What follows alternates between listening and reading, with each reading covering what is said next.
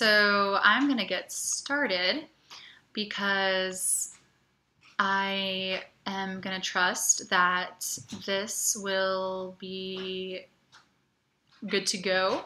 And it always feels weird getting started on these things, but hopefully we'll be off without a hitch. All right, so today we're going to talk about classical religions, the religions that developed during this time period, and we're also going to talk about trade, assuming that we get through all of this in a reasonable amount of time. So I'm going to start by talking with the oldest religions in the world history curriculum, and that's Judaism and Hinduism. And Judaism and Hinduism are religions that have existed since period 1 in some form or another, but it won't really be until period 2 that we see these religions being written down. The word for that is codified, C-O-D-I-F-I-E-D. And once we start to see these religions written down, that's when they're going to sort of go from being word of mouth religions where there's a lot of variation in the practice. Oh, there's my husband. To being religions where there's sort of a universal standard for the beliefs, for the practices, for the teachings. So writing down these religions is actually like really important. And that will happen for Hinduism and for Judaism at some point in the in period 2, even though they exist, like I said, since period 1. Judaism is the basis of the religion that will become Christianity. And like I mentioned in the last video, it probably is based off of the Zoroastrian teachings that the Hebrew people picked up while they were in Persia. So there is actually a key concept about this, that like the Hebrew scriptures will reflect a lot of Persian, but also like some Roman influence in their laws, in their practices, in their teachings. And Judaism, the extent that you need to know Judaism is that it exists in Israel. It starts in Israel. Of course, for those of you who are familiar with the Old Testament or the Jewish Torah, you know, the Jews have a long history of being kicked out of Israel, and then they are exiled in various places like Babylon and Persia. Then they come back, and there's just like this back and forth kind of thing. They are finally going to be exiled out of Israel after there's a failed uprising against the Roman Empire. Excuse me, guys. So the Jewish diaspora will happen in, the last Jewish diaspora that will happen is going to happen around 70 CE, after a failed uprising, like I said, against the Roman Empire, because Rome will conquer the area of Judea, modern Israel, and the Jews don't like that. That's the context into which like Jesus Christ is born and begins the teachings of Christianity. But after Christ or Jesus dies, and if you are a Christian, resurrected, the Jews will kind of be forced out of Israel. And so that diaspora will occur, and they will be spread all around the world. This is how a lot of Jews end up in Europe. Some Jews will end up in North Africa. Some Jews will end up in like the Middle East and other places around the Middle East. But you should understand like that concept of diaspora, which happens during this time. And a diaspora is just any sort of community that is forced out or goes out from its homeland and settles all around. Think of like if you take a dandelion and you blow on it and all the little seeds go scattering around. If you think that's kind of a good metaphor for diaspora. So the teachings that will become known as Hinduism will be sort of written down in what are called the Sanskrit scriptures. Say that 3 times fast. And the thing you need to know about Hinduism is that it's a very rigid, it promotes a very rigid social hierarchy. So Hinduism is going to be a major continuity in Indian history throughout, like from period 1 to period 6. If you get a, like, to what extent do things change in India essay, you can always talk about Hinduism being a presence in India, because it's not just a religion. It is a political and a social system as well. And, you know, we're going to see that with a lot of these religions that we study throughout world history, that they're going to be religions, and technically as religions, they fall under the culture theme, the theme of culture, if we're going off of spice. But religions, like I've said so many times, serve to prop up like governments. Emperors, kings, rulers will use religion to justify their rule. They will also reinforce a social hierarchy. So a lot of these religions are going to have things to say about who belongs at what level of society, who owes respect and allegiance to whom. And so these religions and teachings like Confucianism, Hinduism, Judaism are gonna be major social factors and political factors in society as well. So Hinduism is one of the strictest religions in terms of setting forward a social status system. Hinduism is going to have different castes, C-A-S-T-E-S, and depending on the caste into which you are born, you have certain responsibilities. And your job is to fulfill the responsibilities or the dharma of your caste level, and you cannot break from that. There is very, very strict. So if you're born into the Kshatriya level, which is actually the second highest level, just under Brahmin. So you have Brahmins, who are the priests, and you have the Kshatriya, who are the warriors. That's where you get your kings from. Siddhartha Gautama was born into the Kshatriya level. Gandhi, I believe, was also a Kshatriya. Let me just double check that before I... yes, so he, I believe, was considered like born into the Kshatriya caste. Your job is to be a warrior, and it doesn't matter if you hate the idea of violence. It doesn't matter if you hate the idea of being a warrior, if you're bad at it. That's all you have available to you to do. And if you fulfill that dharma well, then your karma will allow you to be reborn in the next life at a higher level. So when we think of karma in like the West today, we think of like, if you do good things will come back to you. But if you do bad things will come back to you. Like what goes around comes around. That's not dharma or karma in Hinduism. You could be a horrible, mean, vindictive person, but if you fulfill the role of your social caste well, you've got good karma and you will be born again into the next highest caste. And so your reward as a Hindu comes from, after you die, being reborn in the cycle of reincarnation at a higher social level. So there's a lot of motivation here for people who practice Hinduism to stay in their lane, so to speak, do what they're told, not challenge their social class, not try and achieve social mobility. And as such, Hindu culture is not going to have much social mobility at all, because that goes against the teachings of the religion. If you're born into a peasant family and you try your best to become like a famous priest or something, that's extremely frowned upon. And so you're not going to see a lot of that. You're not going to see a lot of people marrying outside of their caste level. It's very taboo. And so Hinduism as a religion, you don't probably need to know much about the terms or anything, but you do need to know it's very, very socially rigid. It very much reinforces the social hierarchy because, of course, you know, if you're born into the top classes, the priest class or the warrior class, you believe that you're there because you had good karma in previous lives, and so you deserve to be there.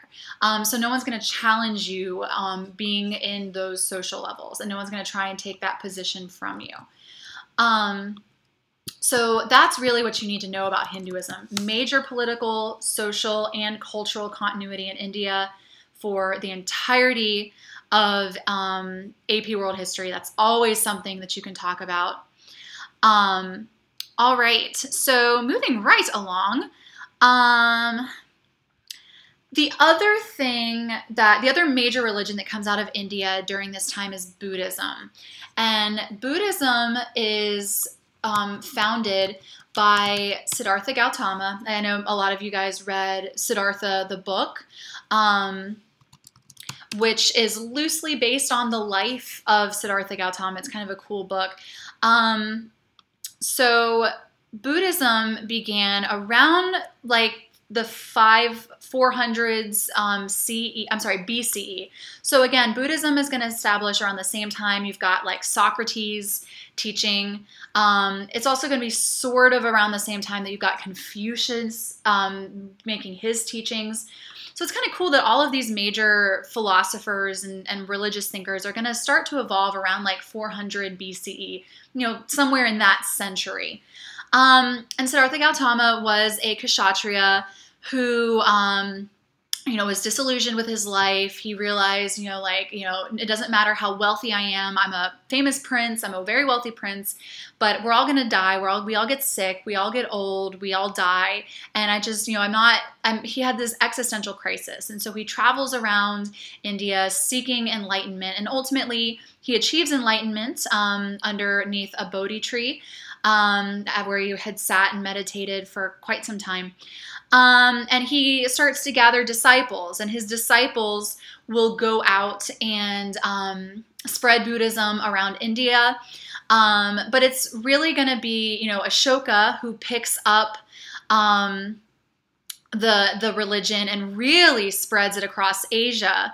And once Ashoka kind of gets the ball rolling on Buddhism, spreading Buddhism around India and Southeast Asia, missionaries will come after. And so Buddhism is going to spread through missionary work.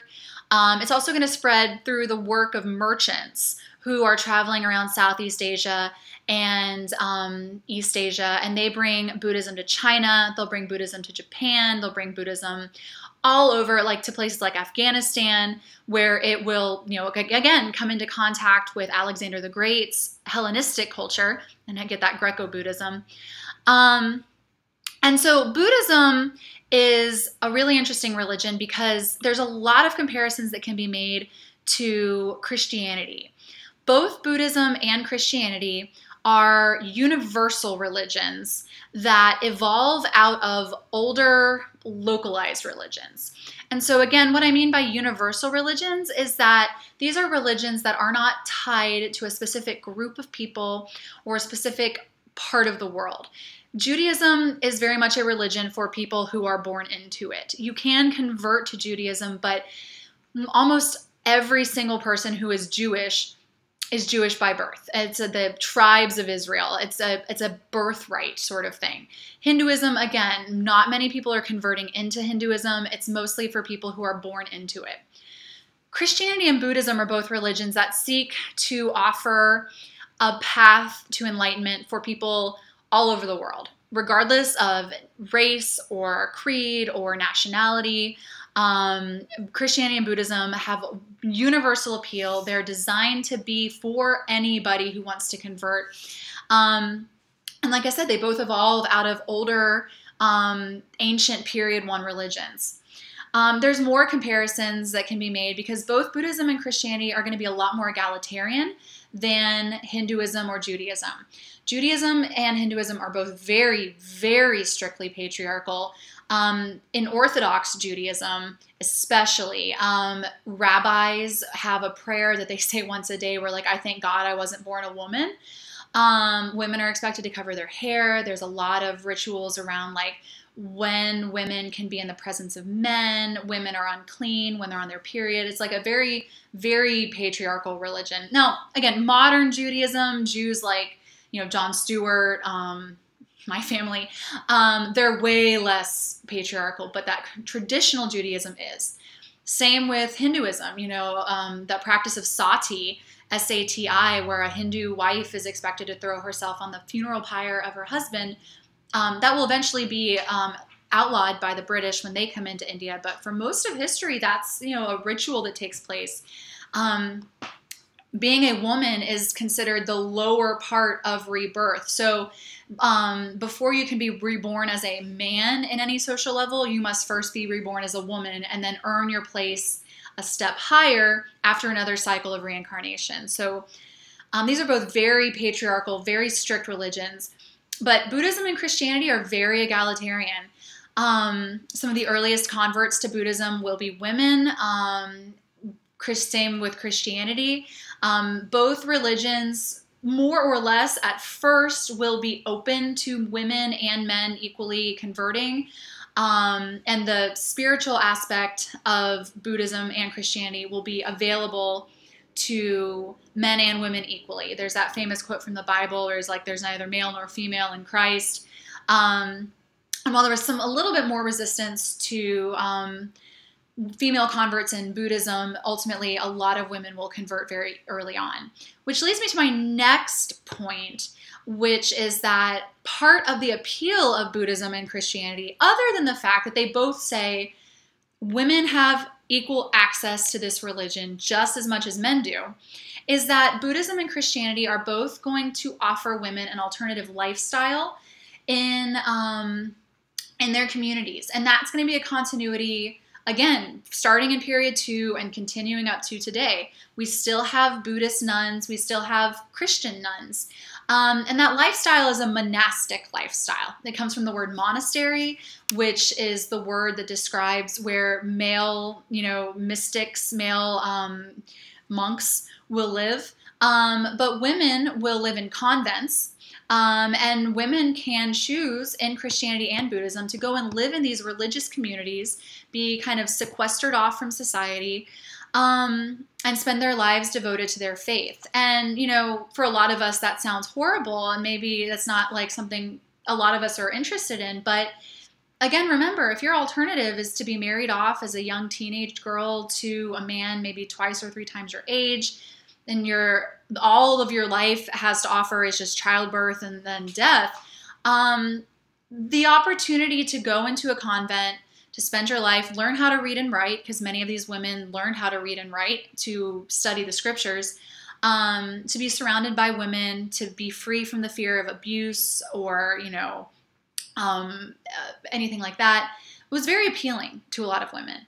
And so that monastic lifestyle that is also offered to men, and many men will choose to take it as well, is very appealing. It's going to be a similarity between Buddhism and Christianity.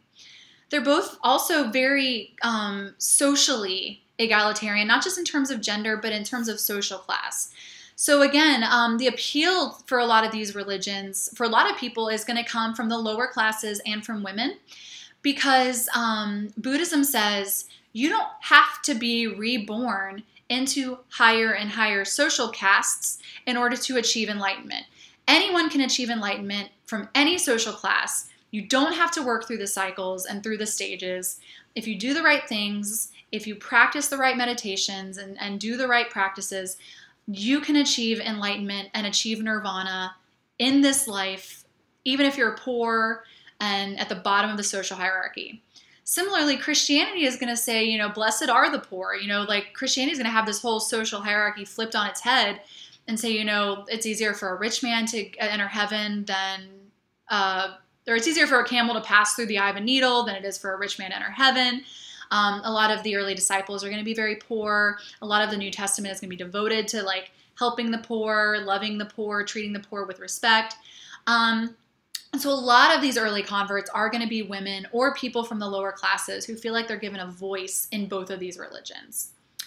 Lastly, both of these religions are going to be spread along the trade routes of their respective empires. So again, you know, the Silk Roads, which I'm going to talk about in a little bit. These are the Silk Roads, the Mediterranean Sea trade routes, the Southeast Asian trade routes, the Indian Ocean trade routes. All these major trade routes that develop in period 2 and 3 are going to be huge in helping missionaries and merchants spread their religion. These trade routes are going to be well protected because, again, you've got so much expensive merchandise traveling back and forth that the people traveling are going to be well armed. They're going to have guards. The empires are going to protect these trade routes to protect trade and keep it safe. So these trade routes are going to be very safe. A lot of people are going to travel on them. You're going to have these frequent like rest stops and a lot of towns popping up along these trade routes. There's a lot of opportunity to meet new people, both on the trade routes and then in the cities you stop at. And so you're going to have these religions spreading along the major classical and post-classical trade routes, both, again, by missionaries, people whose job it is just to go out and spread their religion, but also by merchants who have converted to these religions. More so Buddhism than Christianity. Christianity's not going to have a lot of merchants at first, but especially like Buddhist merchants who are going to travel around, and as they go to new places, they will establish shrines, they will practice their faith, they'll share their faith with other people, and that's going to help the religion spread. So, so just to give you like a quick like overview of how Buddhism is going to spread. So Buddhism is going to reach China in around the 2nd century BC. And it's probably going to be brought by missionaries and merchants. And over the course of like the Han Dynasty, Buddhism is going to kind of evolve. But it's not going to be really until the Sui and the Tang dynasties, especially the Tang dynasty, that Buddhism is going to become very popular. All right, I'm just trying to see. I don't have anybody asking questions. And I'm not sure if you guys have any questions. I'm curious who's here. So if you guys could just comment and let me know who's watching, that would be kind of cool. You're really taking attendance? I'm not taking attendance. I'm just curious as to who's watching. Okay, so the next religion we're going to talk about is Confucianism, which is not technically a religion. So it's important to know that like the difference between a religion and a philosophy. For this class, hello. For this class and for just your life, religion tends to deal with what happens after you die. So religion in some way will address the afterlife, the existence of a soul. Often religions will deal with whether or not there are supernatural deities or gods or goddesses or spirits, but they don't have to. Like Buddhism will acknowledge that like there may be gods and goddesses in the universe, but they can't help you get to nirvana any more than anyone else can. So Buddhism is what we call like an atheistic religion. Philosophies are going to be more centered around what you do on this earth. And of course, religions will also deal with what you should do on this earth, the right way to live, the right practices and rituals to engage in. But philosophies are purely going to deal with the nature of things that we can see and observe and deal with in this life. So Confucianism and Taoism are more philosophies than they are religions. And again, Confucianism develops as a result of the Warring States period at the end of the Zhou dynasty. So it develops around, oh, sorry, my husband just freaked me out, but he's working in the garage. So again, it evolves roughly somewhere between like the 500s, 400s BCE in this Warring States period. And Confucius is a scholar who is going to see this chaos, watch this, like the fighting and the violence, and he's going to try and offer a solution to the Warring States period. And he's going to say, you know, if we just obeyed the proper relationships between people and we just practiced proper interactions with people, then all of this chaos and all this violence wouldn't be here. We wouldn't have to deal with it. And so Confucianism is going, Confucius, I'm sorry, is going to come up with the 5 religions. Let me just see, I'm not the 5 religions, the 5 relationships.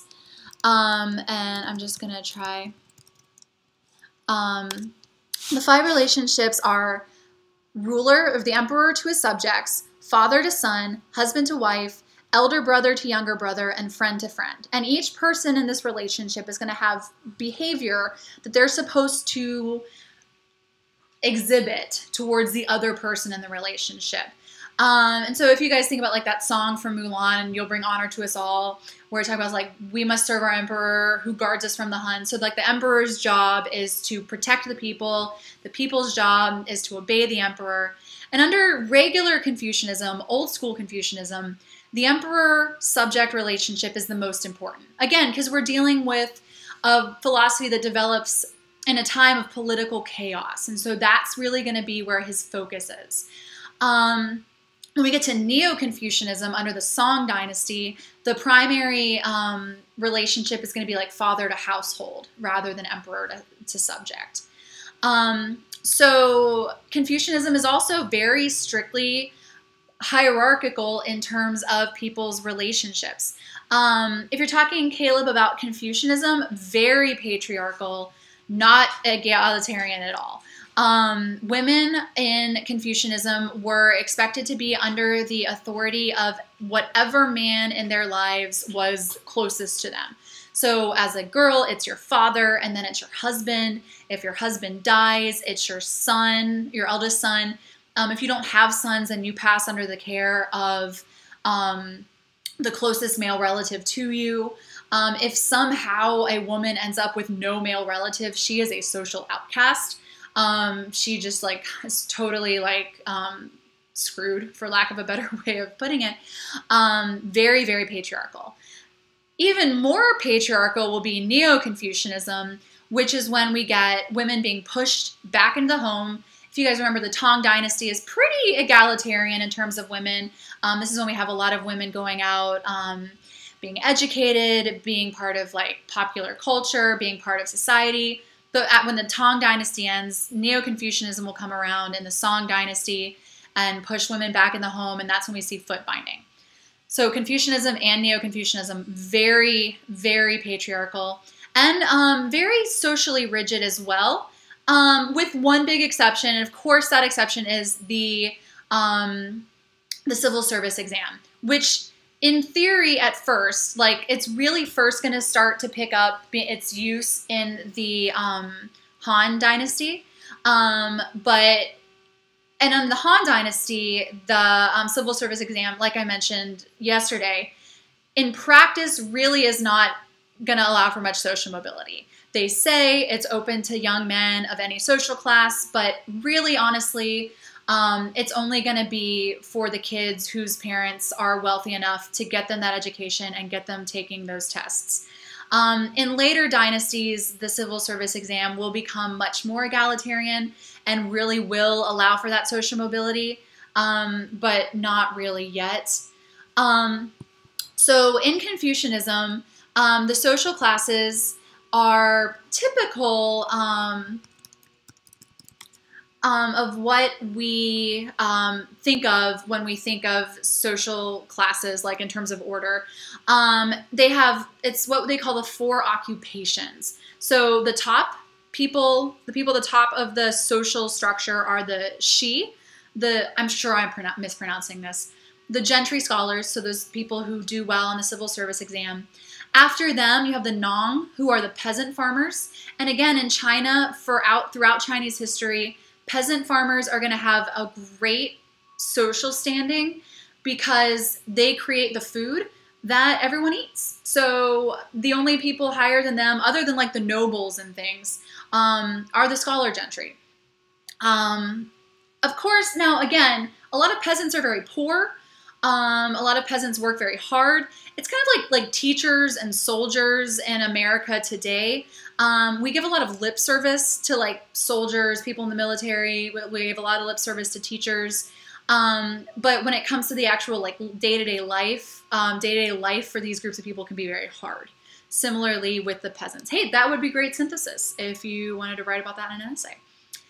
So after the peasants, you have the gong, the artisans and the craftsmen, the people who create things, but it's not the essentials. It's not the food. It's like the other stuff that we use. And then at the very bottom, again, the merchants and the traders. And like I mentioned yesterday, the fact that merchants are at the bottom of Confucian society is a great way to compare and contrast Confucian societies with other societies. Because in most other societies, merchants will be highly respected, especially the wealthy ones, the successful ones.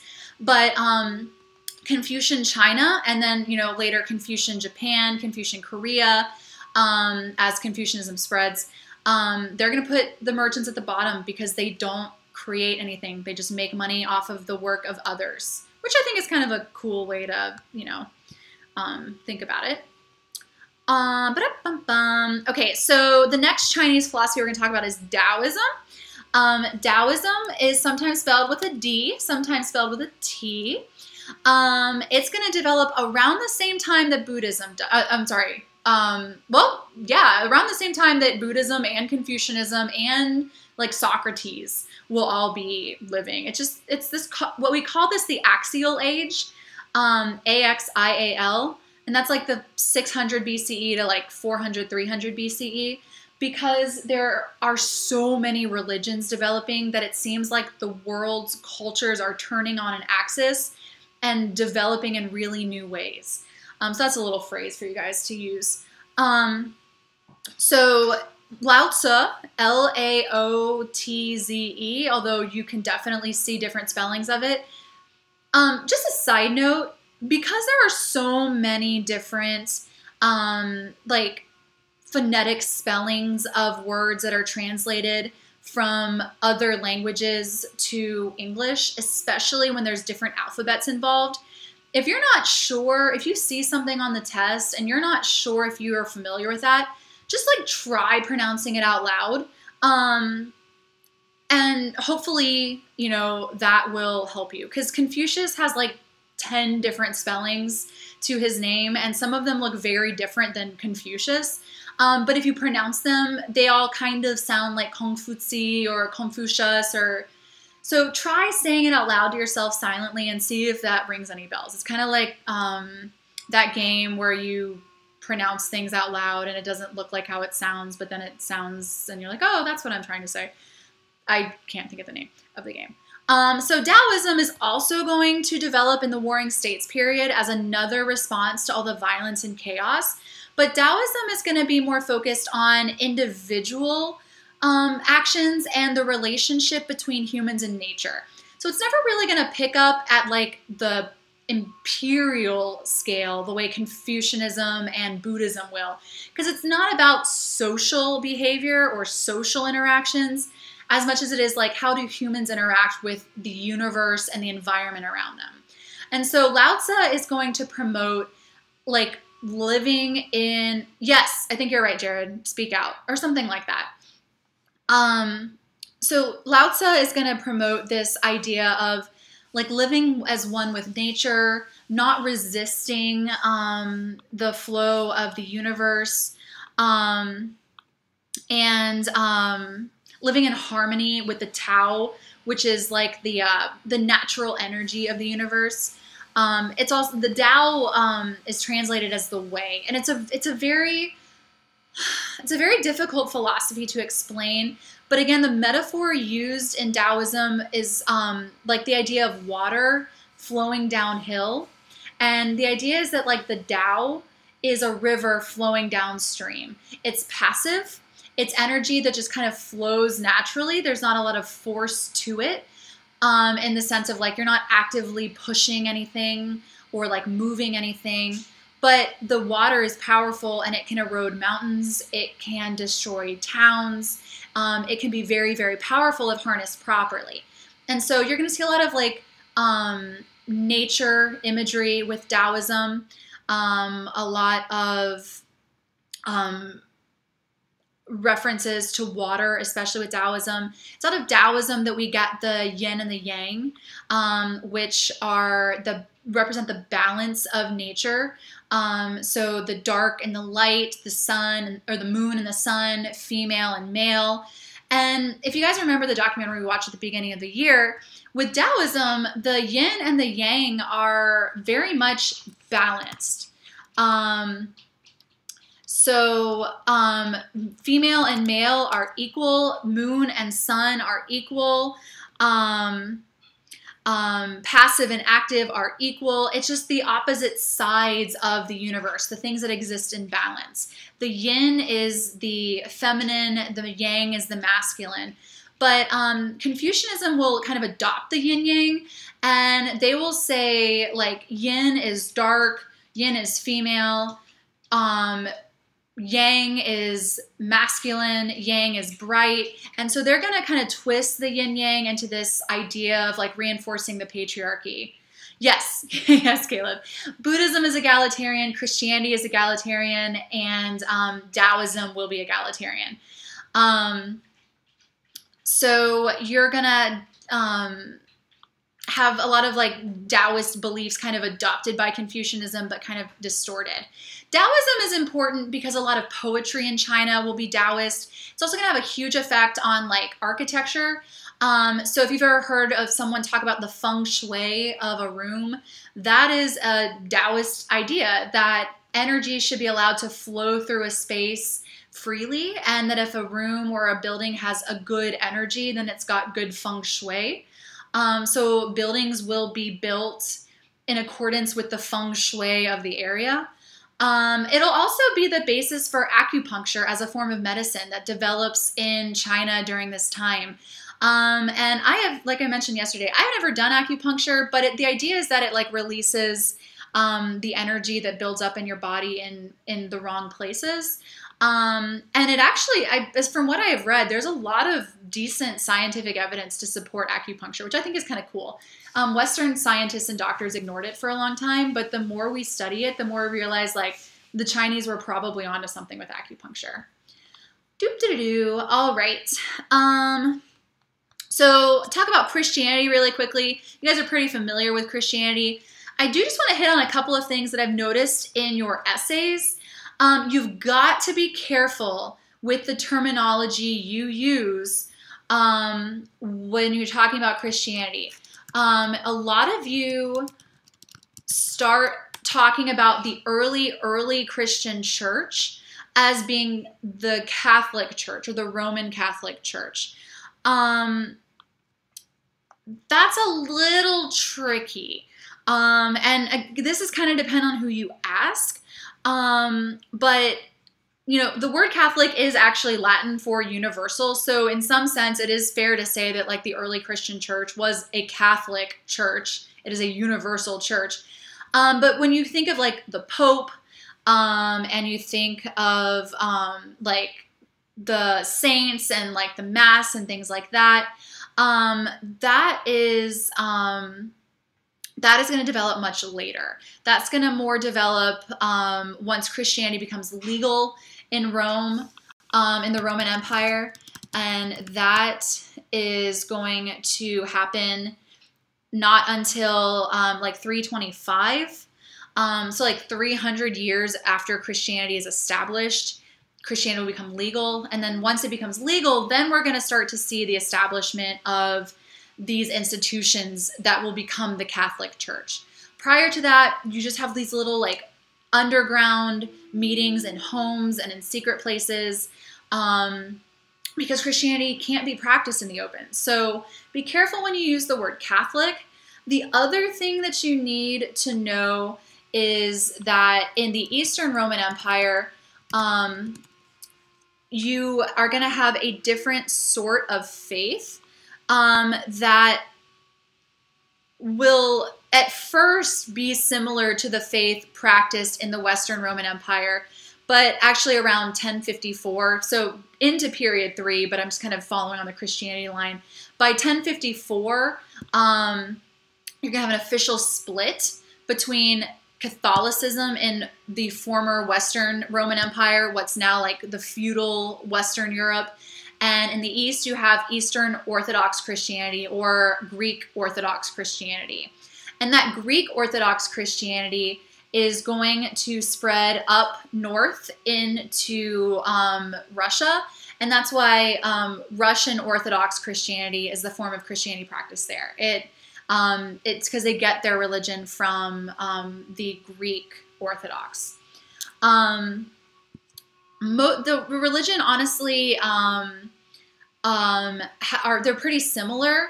The Greek Orthodox and the Roman Orthodox are going to have more of like a mystical aspect to them.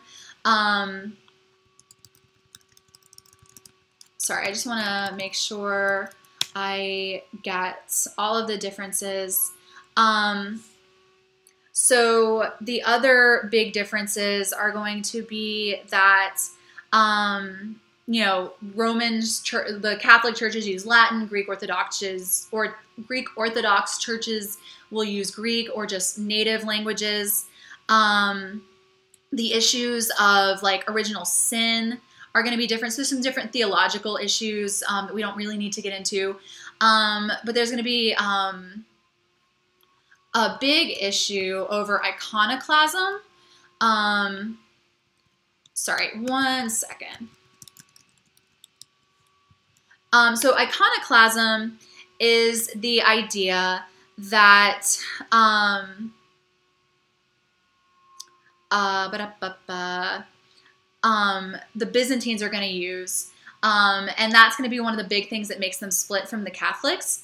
The Catholics are going to use images in their religious art. They're going to put Jesus on the cross, and a lot of you might be familiar with that. They're going to depict Jesus and this Virgin Mary and the saints in their art. And iconoclasm literally translates to like struggle over images. And so the Byzantine emperors are going to say, no, we're not supposed to be putting these images on like in our art.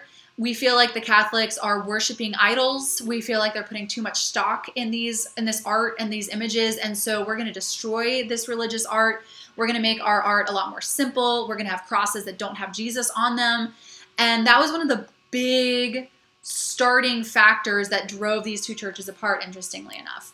So all that to say, you really do need to understand that there are different types of Christianity. And if you're not sure which one you're talking about, just say Christian, because that will cover all of them. That will cover Catholicism in the West. That will cover the early Christian church before Roman Catholicism becomes a thing. That will cover the Orthodox churches in the Byzantine Empire and Russia. That will cover Protestant Christianity after Martin Luther has the Protestant Reformation in 1517. So just say Christian if you're not sure. That way you won't be wrong. All right. So one of the other types of religion or philosophies that you should understand are Greco-Roman philosophy. And we kind of talked about that yesterday with Socrates questioning the nature of the universe, people like Aristotle doing a lot of math and science and trying to, you know, measure the universe empirically. They're going to emphasize logic, scientific investigation. A lot of their science isn't going to be quite so valid, unfortunately. It's going to take a while for the Western European people who use like Aristotle's science to realize that his math was off on quite a few things. But this idea of like trying to observe the world around us and measure the world around us and question the world around us is a really important contribution to thought at this time that we can't ignore. All right. You should be able to recognize some of the art that comes out of these philosophies. So again, like Christian art and architecture, early Christian depictions of Jesus, Buddhist art and architecture, things like those Greco-Buddhist sculptures, the pillars that Ashoka puts up, Hindu art and architecture, depictions of all the different gods and goddesses. Oh, one more thing, sorry, with Confucianism. You should understand filial piety is super important. That's part of how it like reinforces patriarchy and social structure. And a lot of you guys wrote about this in your DBQs, but filial piety is just this idea that you owe your respect and your honor and your obedience, not only to your parents and specifically your father, but also to your dead ancestors. It kind of ties in very closely with ancestor veneration or ancestor worship, which is going to be common in a lot of these cultures. This idea that the people who went before you in your family tree, in your family line, are still looking out for you. And again, a silly but decent image that you can think of is like Mulan and how she prays to her ancestors for guidance. And in Mulan, you know, they are there watching her and they send the, you know, guardian dragon to protect her or whatever. You know, that's ancestor veneration, and that ties into filial piety, because the idea is that like filial piety does not stop once the people older than you and your family die. You should still offer them that respect. And someone did a really great analysis and compared that to like the El Dia de los Muertos in Mexico and how they honor the spirits of their ancestors in Mexico, much like how a lot of these ancient peoples would worship the spirits of their ancestors.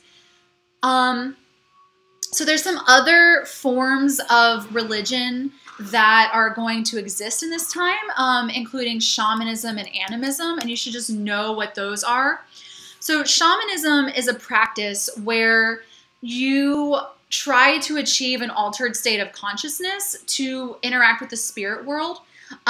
This often does involve taking some form of hallucinogenic drug, but it's not to abuse it. I don't want you guys like, I know the joke is like, oh, you know, I'm just going to go, you know, take peyote or whatever and go on a spirit quest. But you really need to respect the culture here. It's not recreational. These hallucinogenic drugs are used to allow the practitioner to reach a different part of their brain and to interact with the spiritual world in a way they couldn't otherwise. And it's very serious. It's very solemn. Often people will go on like spirit quests or spirit walks where either in their dreams or an hallucination or like an induced coma, they will access their subconscious. This is how they often get like spirit animals, which just as a heads up, like you shouldn't have a spirit animal if you're not a practitioner of shamanism or some shamanistic religion. Because it's something you earn, it's something you develop a relationship with.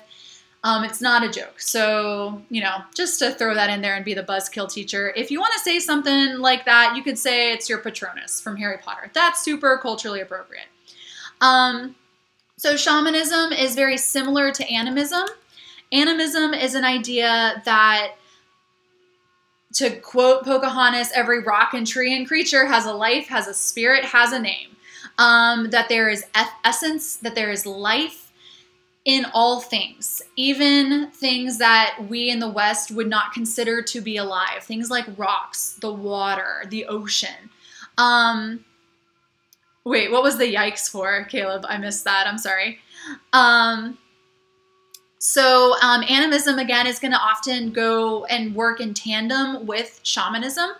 And you're going to see a lot of animistic and shamanistic practices in Native American tribes, in the peoples of like the Pacific, Australia. A lot of the peoples of Asia are going to start out practicing animism or shamanism.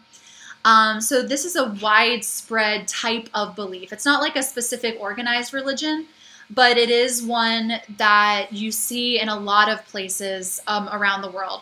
Generally, the more tied a community is to nature, so a lot of your hunter-gatherer tribes are going to be animistic or shamanistic. Oh, yeah, Caleb, I mean, and I'm not judging anybody. I for sure said it a lot until I knew better. And I still slip up, so I mean, I'm not here to judge anybody, but yeah, spirit animal is a very sacred concept to shamanistic peoples, and there are still a lot of shamanistic peoples alive today. A lot of Native American tribes practice shamanism, so it's just a good idea to maybe try and switch over to Patronus because it's a little it doesn't make fun of anybody, and I know you're not making fun of it, but it's not disrespectful in the same way.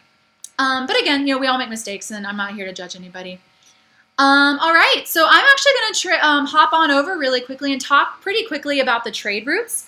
This topic is going to overlap with period 2 and period 3, because a lot of the trade routes that are established in period 2 will continue to period 3.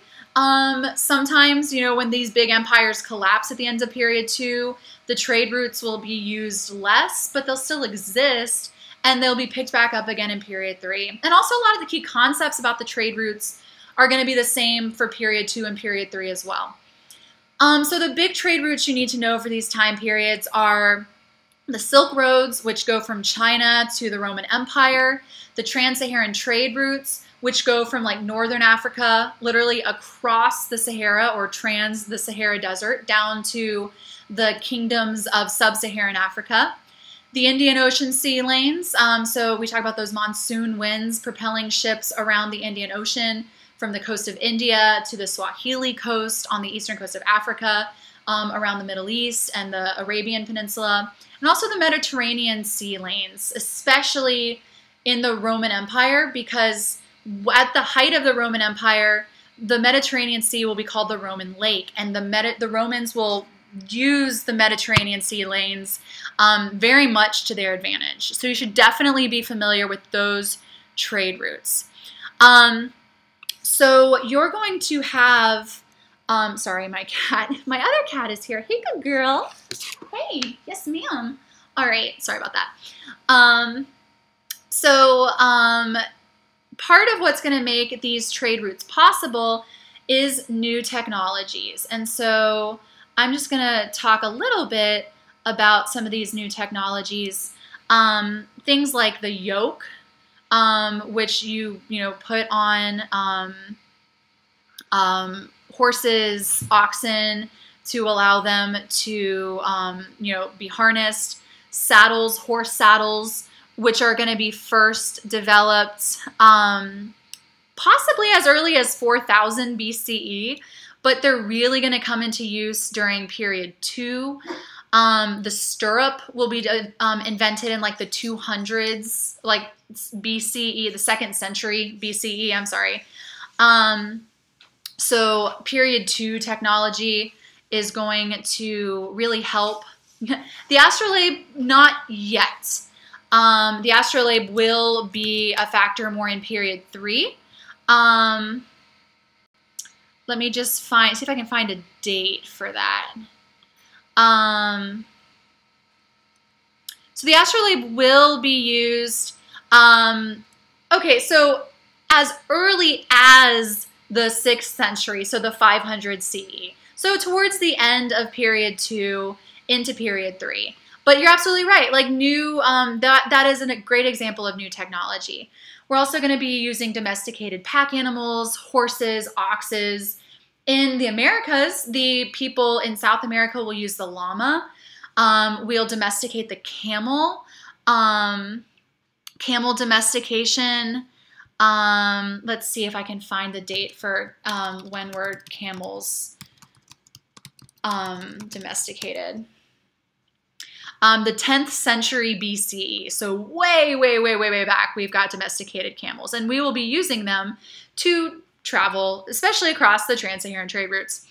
You'll also have those sea-based technologies being developed, like the lateen sail, that triangular sail that is developed as early as the 2nd century CE, so like 100s CE. That lateen sail, which helps you like catch the wind even if it's not blowing directly at you. Dhow ships, DHOW ships, which exist as early as 600 BCE, so the beginning of period 2. These ships just travel really fast. They're easy to transport things in. So those are going to be very helpful as well. So just to know the technology that people use. The other thing, the most important thing you need to know about these trade routes, and this is going to be a continuity from period 2 and period 3, is that it's never just trade goods that are carried along these trade routes. You have technology being transported along these trade routes. You've got religions and cultural beliefs. People are going to move on these trade routes. Food is going to move. diseases are going to move. So again, Christianity and Buddhism are going to spread along these trade routes. Technology, like the Qanat system, Qanat, which is a type of irrigation that is going to be used by the Persians and is going to spread along the trade routes. So let me just see. One thing really quickly.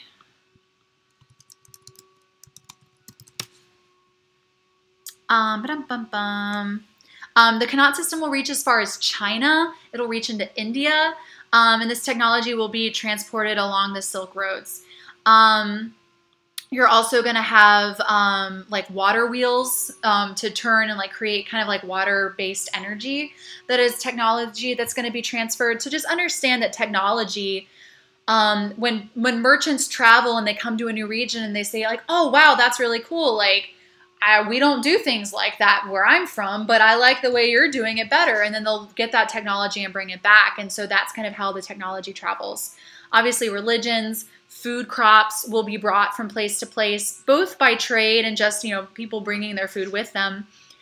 The new technology especially is going to help improve farming.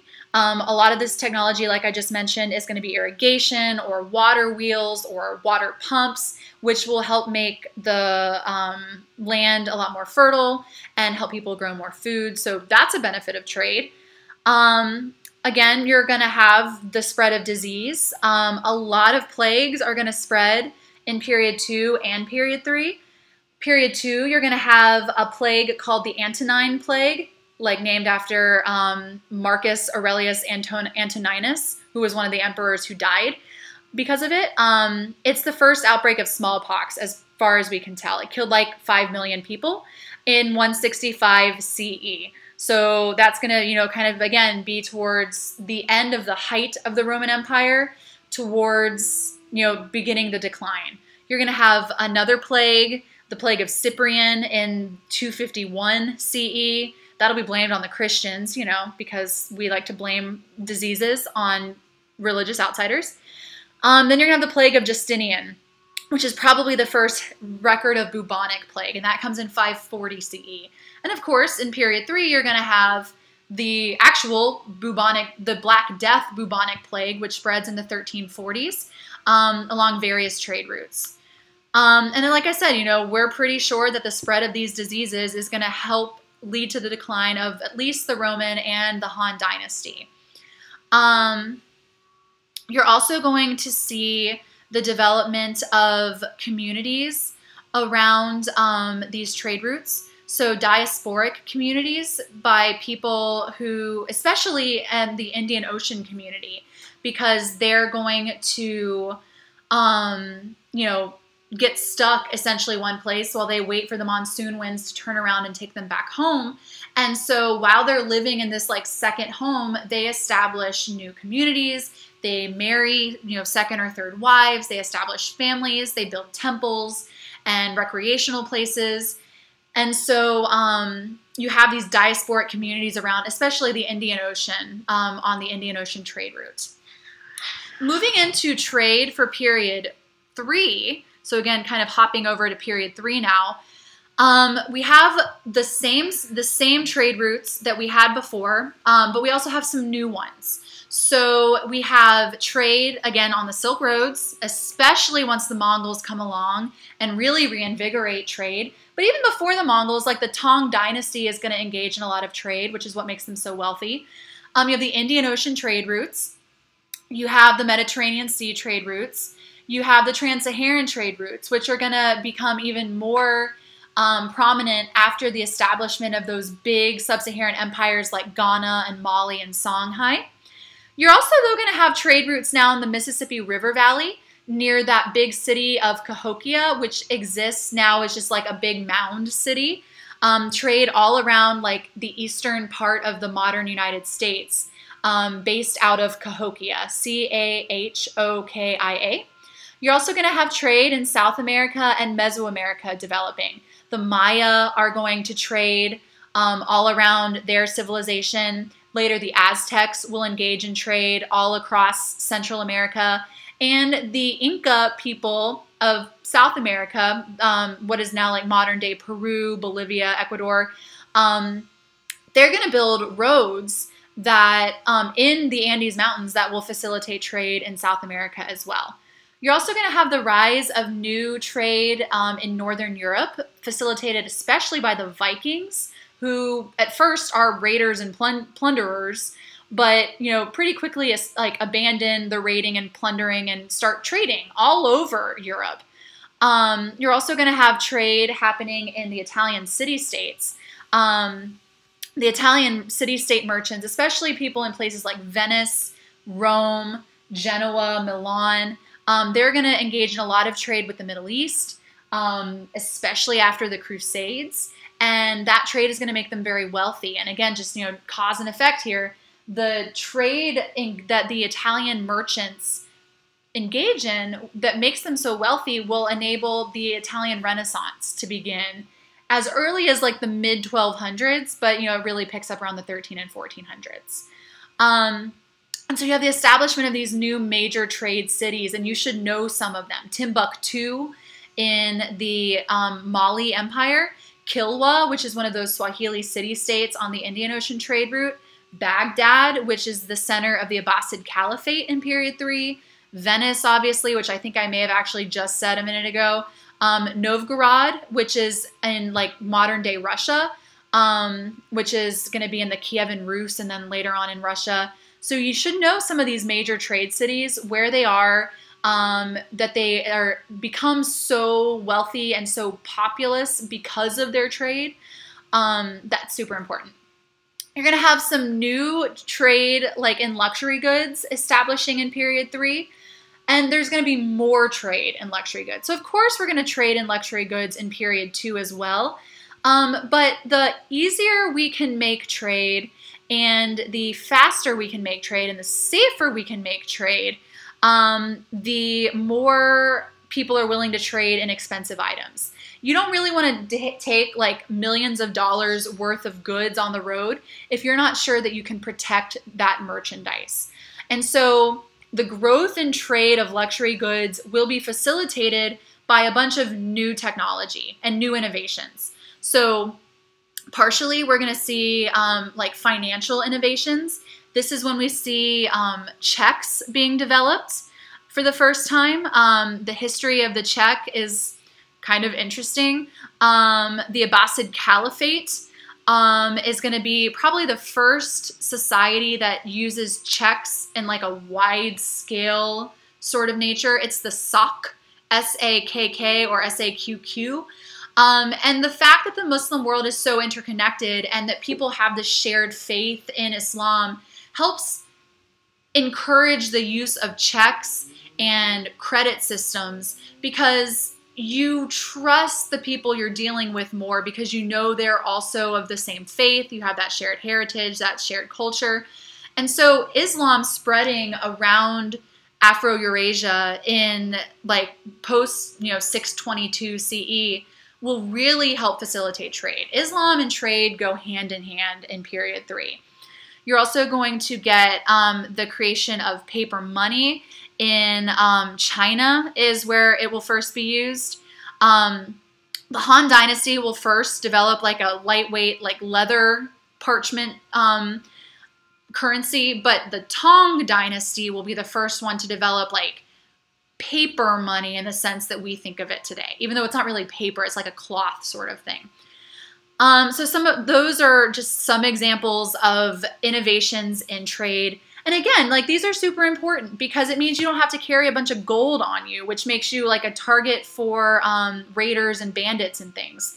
If you can leave all your money in the bank but still use it, then that's a lot more effective and more people are going to be willing to go out and trade. So trade will expand.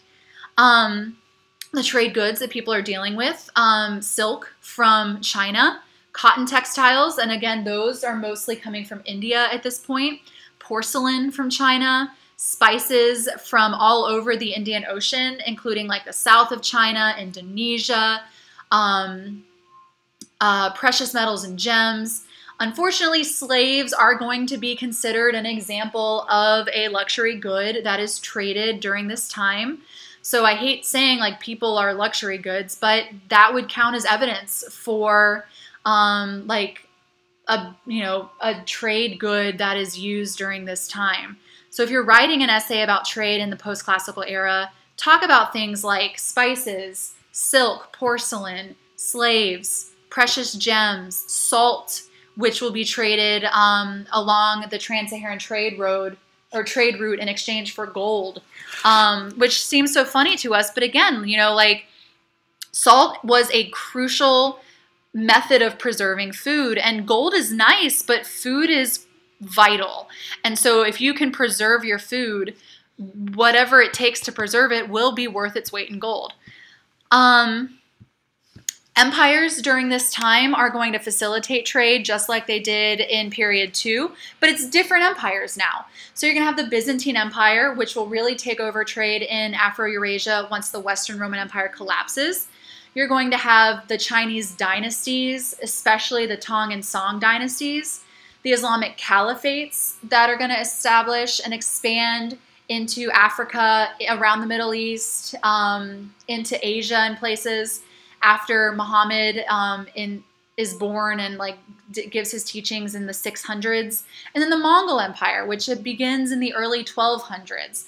The expansion of the Mongol Empire will really kickstart trade because they, just consolidate so much land in Afro-Eurasia. So there will be groups of people, like I kind of alluded to earlier, whose movements will help trade and will also have other effects. So like the Vikings are going to have a huge effect on trade all over Northern Europe. They're going to start to settle down in Russia. They're going to move stuff all over Europe once they kind of get over their rebellious raiding and pillaging phase. The Arabs and the Berbers, especially in the trans-Saharan trade routes, are going to be crucial. The Berbers are people who are native to North Africa. They're B-E-R-B-E-R-S, Berbers. And they're really, they're people who are very comfortable like using camels. They're people who are very comfortable traveling across the Saharan desert. And so the Berber nomads are going to really help facilitate trade across the trans-Saharan trade route. The Sahara Desert is lethal. It is a horrible pit of despair and death if you don't know what you're doing. So merchants who want to trade with empires like Ghana and Mali in sub-Saharan Africa, or the Mediterranean civilizations in Northern Africa and Southern Europe, they're going to rely on the Berbers to help them. Nomads are really going to be as a continuity from period 2 and period 3. Nomadic peoples in Afro-Eurasia are going to be crucial to helping facilitate trade. So the nomads of Central Asia in period 2 and period 3 are going to help with the Silk Roads tremendously because they travel. I mean, like that's what they do. They travel to find water for their horses or their cows or their sheep or whatever it is they raise. They travel to sell their animals in cities. They have to travel. Nomads are nomadic. They travel. And so if you're looking to travel across land that maybe you're not familiar with, you want to hook up with someone who already knows what they're doing. And so nomads are you really should know them. The Mongols are a great example, but also the Huns are going to help facilitate trade. Just any nomadic group in Central Asia. All right, I am going to just make sure. Okay, Islam is another religion. Similarly to Christianity and Buddhism in period 2, Islam is going to spread so far by trade routes. So some of Islam will expand due to military conquest and like Muslims going into a region and taking over it. But remember, and we talked about this when we covered Islam, I've got a long ways, it's been a long time since we've covered it, but the territory that the people of Islam control is not the same thing as the religion itself, because Muslims by faith are not allowed to force people to convert.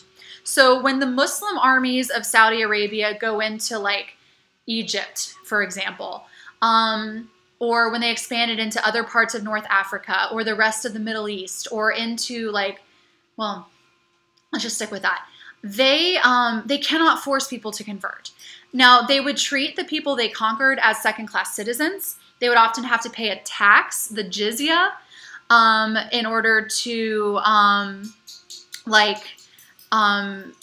get out of being able to, in order to keep practicing their religion. And so often people chose to convert rather than paying the tax, or they would choose to convert so that they could get out of like that second-class status. But people couldn't be forced to convert. And so Islam would expand into a territory. Islam would control the territory. But within that territory, a lot of people would still choose to be Christian, or they would still choose to be polytheistic, or whatever it was that they already practiced.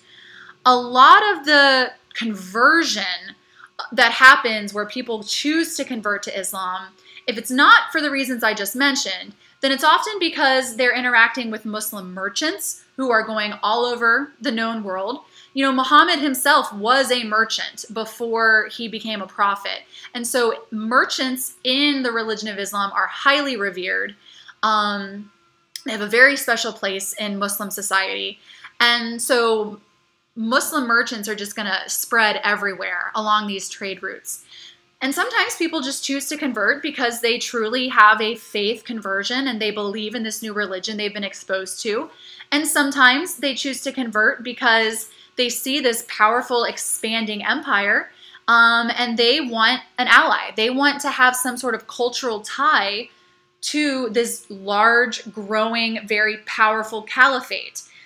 So a lot of the kings of sub-Saharan Africa, especially in like the empires of Ghana and Mali, are going to convert to have that political and economic tie to the Muslim caliphates that are now in North Africa, spread across the Middle East. And so that's going to be a major factor in a lot of people choosing to convert.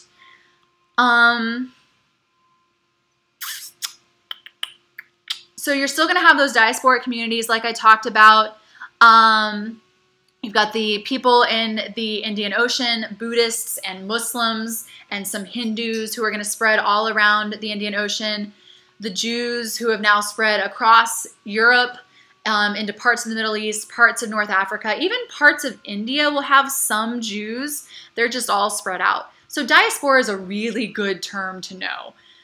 And again, you know, as religions spread, you're going to get some syncretism. So I know I'm going long, but I want to just hit all of this as much as I can. Remember, syncretism is when a mommy culture and a daddy culture love each other very much. You kind of get this new little baby culture. A great example of that is what Islam is going to look like in sub-Saharan Africa. It's still going to be based on the teachings of Muhammad. It's going to be based on the reading of the Quran. But women are going to have a lot more freedom in sub-Saharan Africa than they will in other parts of the Islamic world. And really, honestly, Islam has an interesting religion or relationship with women, because at first, it is also going to be a very egalitarian religion, and it's going to do a lot to advance women's rights, especially in the Middle East. As Islam spreads, however, and it comes across cultures that were previously very patriarchal, like the former Persian cultures that it conquers in like modern-day Iran, women are going to be expected to pick up some more patriarchal practices like veiling, or, you know, being forced into the home, or being, you know, treated like second-class citizens. But it's not Islam so much as it is the cultures where Islam goes. So when Islam goes to places like sub-Saharan Africa where women have a lot of freedom, Islam is pretty egalitarian. When Islam goes into places like Iran or like the Persian empires, it becomes very patriarchal. So it just really is dependent on where it's interacting with the local culture. Neo-Confucianism and Confucianism are going to spread in this time period to Japan, to Korea. Buddhism is going to continue to spread around East and Southeast Asia. So you have a lot of religions. Christianity is really going to spread across Europe during this time by the work of missionaries and people like Clovis, these kings that will convert in feudal Europe to Christianity as a way of getting a political tie to the Pope. So it's kind of similar to why like the kings of Ghana and Mali convert to Islam. If you're a little king in some small backwater European kingdom and you want an ally that is as powerful as it gets in Western Europe, you become Catholic, you ally yourself with the Pope, and now you've got a big, powerful ally on your side. Similarly, by converting to Islam, kings like Mansa Musa will have this very powerful tie to a very powerful, caliphate, religious system. Food, again, you're gonna have the diffusion of crops like bananas all across sub-Saharan Africa. Rice is gonna spread. You're gonna get champa rice spreading from Vietnam into China during this time. You're gonna have cotton and sugar spreading around the world at this time. Around like the 1000 is around when China gets champa rice, by the way, Song Dynasty. But of course, you're also going to get the bubonic plague. So religions are going to spread, people are going to spread, cultures are going to spread, disease is going to spread, food is going to spread. Got to know all that stuff.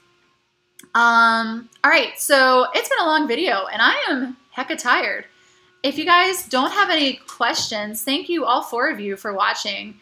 I'm glad there were no spam bots tonight. But I will upload this, and I hope this was helpful. So I'll just kind of maybe give it a minute in case anybody has any questions. But if not, I do hope this helped, because otherwise that was an hour and 15 minutes of my life that I'll never get back, and you guys won't get back either. All right, so looking like I don't have any questions. That's cool. I'm assuming it's because I was so enlightening. All right, I'll talk to you guys later. See some of you tomorrow.